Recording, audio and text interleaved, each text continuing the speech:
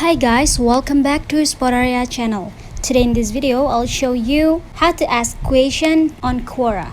But as always, before you continue this video, I hope you like, comment and subscribe to support this channel, and don't forget to hit the notifications bell. So without any further ado, let's get started. Well, first thing first that you have to do, of course, you have to open your Quora apps.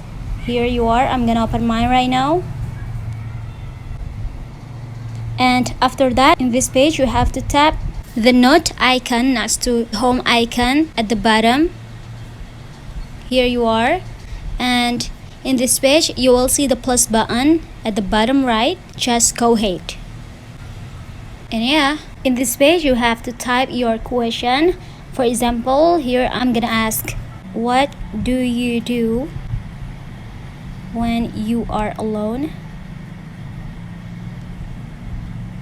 And after that, here at the bottom, you will see the same question with the answer. But if you want to add it, just tap on the add button at the top right in the corner of your screen here with the blue background. I'm gonna tap on it right now. And yeah, here you can also view the answers by tap the button next to the question, view answers here.